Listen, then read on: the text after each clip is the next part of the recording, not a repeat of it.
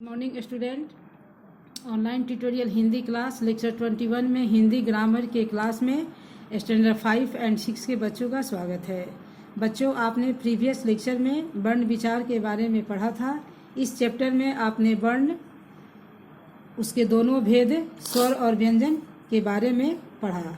आज हम लेक्चर 21 में हिंदी ग्रामर में वर्ण विचार से संबंधित कुछ विशेष बातें जानेंगे। बच्चों, आप अपनी बुक की तरफ ध्यान देंगे। यहाँ आप देखेंगे की एवं की का प्रयोग। आप यहाँ देखेंगे की, एक की छोटी की मात्रा है, दूसरे की में बड़ी की मात्रा है। इसका प्रयोग,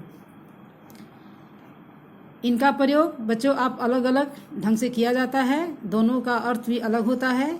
यहाँ आप देखेंगे की का प्रयोग, यानी इस की का प्रयोग क्रिया शब्द के बाद किया जाता है। जैसे माँ ने समझाया कि समय पर काम समाप्त कर लेना चाहिए।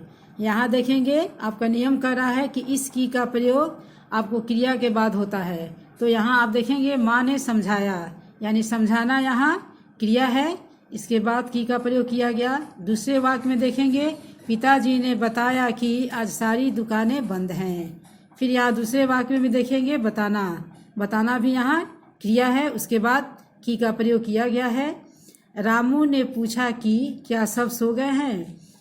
यहाँ भी आप ध्यान देंगे, पूछना यानी पूछा क्रिया है, उसके बाद आपका की का प्रयोग हुआ है। तो बच्चों, आप इस की यानी क में छोटी ई की मात्रा है, यानी इस की का प्रयोग आपने समझा कि कब किया जाता है। ये वाक्य को जोड़ने का भी काम करता है और यह है आपको क्रिया के बाद, इसका प्रयोग क्रिया के बाद किया जाता है। अब दूसरे वहाँ आएंगे, दूसरे में की का प्रयोग। दूसरे वाक्य में आप ध्यान देंगे की का प्रयोग। यहाँ आपको क में बड़ी की मात्रा का प्रयोग हुआ है। इसकी, ये की संबंध कारक है, इसका प्रयोग दो संज्ञा शब्दों के बीच होता है।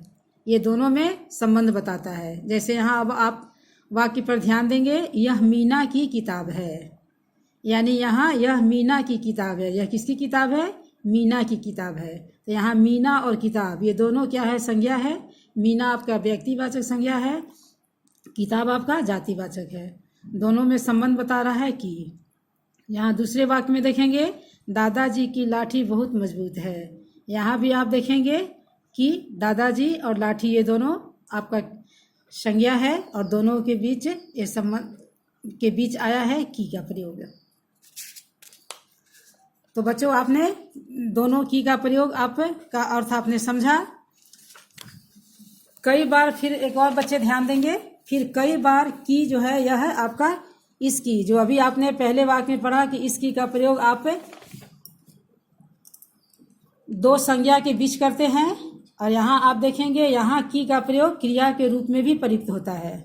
कई बार इस की का प्रयोग हम क्रिया के रूप में भी करते हैं, प्रयुक्त करते हैं। जैसे यहाँ देखेंगे वाक्य में मोहन ने समझदारी की बात की।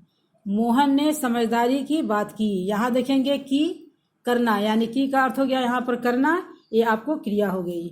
माँ ने बच्चों की तारीफ की। यहाँ भी की आप देखेंगे ये क्रिया के रूप में प्रयुक्त हुई है।